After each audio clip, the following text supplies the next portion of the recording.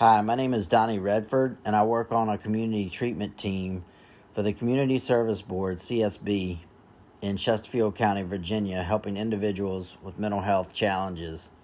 I did an interview with a gentleman who receives services by the team I work on at the CSB.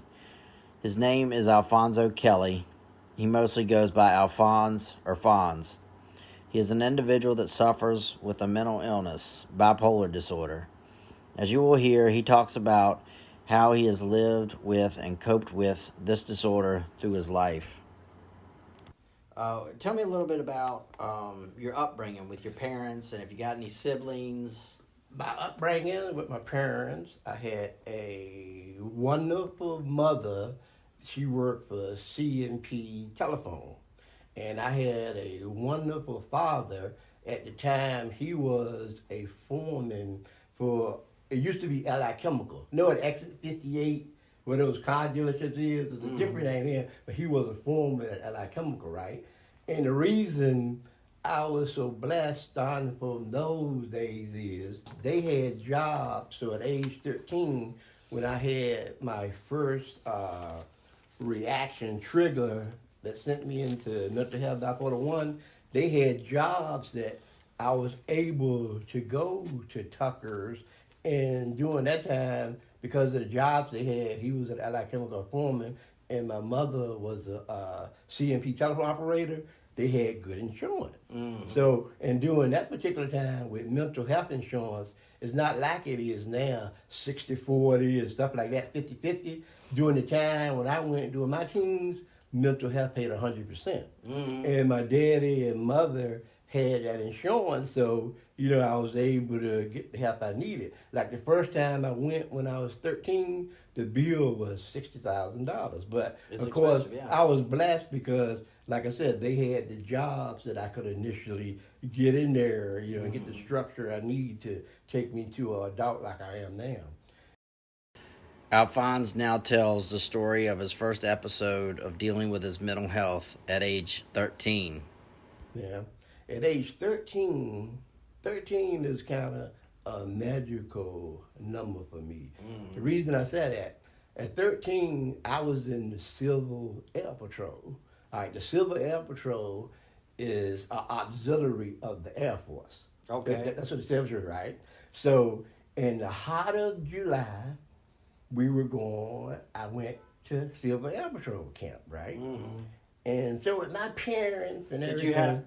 I'm going to tell you later. I'm tell you where everything started. Okay. And with my parents and everything, we kind of thought, at camp, here we, playing and, not as in tune as it was, but the camp was at Quantico, Marine Base, right? So check this out. So we get there, unload on the bus, right? Come out the bus.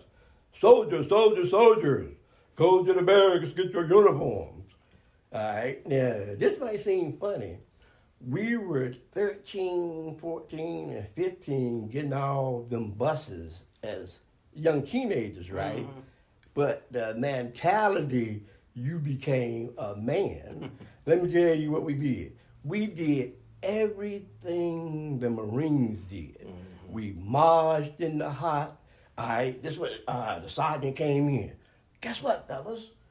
We having a GI party all night tonight. And we was like, cool. We get to hang out, play cards, go to the bowling. And so when the GI party started, guess what it was? They gave us toothbrushes. And we had to clean the floor. Just like the regular Marines. Yeah. And like you do your bed, they got to do a quarter, to check the bed and all that. So, and marching in the hot sun. And I never forget it. I was in Alpha flight. And we marched, we would say stuff like, A flight, don't feel blue. Echoes full of women too. We'd be chatting, doing the rides back and forth to different fleets. But the thing about it, me being 13, coming from a small town, one traffic light, when I got at camp, I saw life for the very first time. Mm-hmm. I saw personalities. I saw people that I had never experienced and seen those personalities, personas, the way they carry themselves. Because I was sheltered from a small town, right? You were all about And, community. Right. And that's when I had my trigger Mm-hmm. at Quantico. Mm-hmm. And I mean, I ain't gonna tell you, the helicopters, the Marines fly in and stuff, we flew in those helicopters and stuff. They didn't make us jump and parachute or nothing, but we had to fly in them and like as far as like doing like one point one day we had the fire hoses with the 5 stages they had us do and that. Like How did you get hooked up with the camp? I think about the Silver Air Patrol in Emporia, Virginia. It was the organization, like, I didn't go with the Boy Scouts. We had the Silver Air Patrol, so I went with them. Mm-hmm. And it was a Air Force auxiliary. Mm-hmm. And then, I went to camp and everything at Quantico.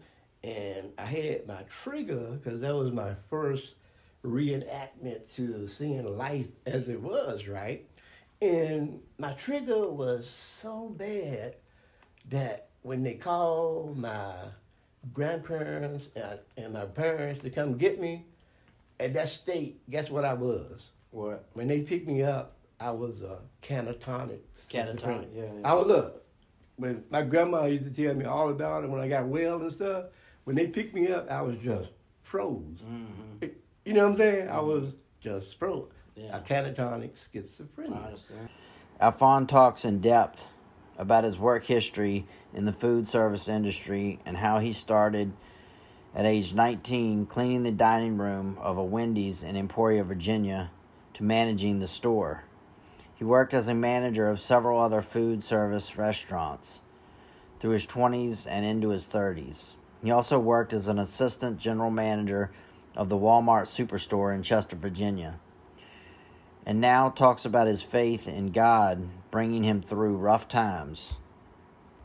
The thing that kept me is faith.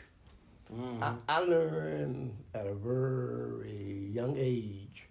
My grandmother was, a Sunday school teacher. Mm-hmm. And you grew up going to church, mm-hmm. I take it? Yeah. And my mother... From your earliest memories? Yeah. Okay. And my mother was a deaconess in her church, mm-hmm. right? You got the deacons and the officers mm-hmm. of women, the deaconess, right? Mm-hmm. So I was into the church. So the Bible, the influence of the Bible carried me over the threshold. Let me tell you what I mean. Of course, God, is my Heavenly Father and Jesus the Son, right? And then what carried me through so much over the years is the story of Joseph being in the pit and going to the palace. You got David. He becomes king. You got Daniel in the lion den. You got Job, that he would never curse God. And you got Abraham. You got Moses, the Israelites. Let me tell you something that's unique about me. Let me ask you one question about your faith. At what point, because I'm a Christian too, so I know for me, it didn't happen until I was 39. But there was an exact point where I gave my life to God. I said, He is it. Was there a point in your childhood that you just said, I totally believe this now? Because you start young, you're just doing things because your parents do. Right. Was there a certain point and you get thinking for yourself when you started thinking for yourself? I'm glad you asked that question. I'm going to tell you the answer to that. Last year, August, before I came to the ICT, that when I was in the, check this out now, 2018, 68 days in Tuckers, all right? 2019, 45 days in the one in Hope, Randolph. John Randolph. 45 days in John Randolph, right? All right. In the day I got out of John Randolph, 8 more days in Richmond Community. So 2 years, and then in last year, 2019, before entering August 14th, my first interview with Miss Bowker coming into ICT, that May, June, July, rock bottom. That's the first time I had been at rock bottom with my sickness. Really? I was at rock bottom. Yeah. And what I mean by rock bottom is I wasn't me, and I didn't know how to get back to being me. Mm-hmm. And so in that fight to do that, and the IC team helped me, and Dr. Kalalika changed the medication, and you all helped me and everything. That's when I bounced back. But prior, I was on rock bottom, right? And when you're on rock bottoms, you make decisions. And God put me out of rock bottom. Mm-hmm. And that's when I realized God is my Father, Jesus is the Son, mm-hmm. and they saved me, mm-hmm. and gave me salvation. Mm-hmm. And then check this out. This is something else God gave me. All right? If you helping people, whether it could be money or advice or whatever you're doing, your hand is open, right? Mm-hmm. So if your hand is open, God can give back to you. Mm-hmm. But if you're a person never helping nobody, never doing nothing, you got a clenched fist. Mm-hmm. God can't give you nothing. Mm-hmm. You see what I'm saying? Yeah. God, that's my philosophy. It, yeah. That's my philosophy. Your family. So what would you say to your younger self now, looking back? Anything you gained wisdom that you would say to a younger self and say, look out for this down the road? Check this out. As for myself, to get where I am and the point I am in life right now, I wouldn't change nothing, because God wanted me to go through that to get to where I am. That's what I had to go through, right? All right.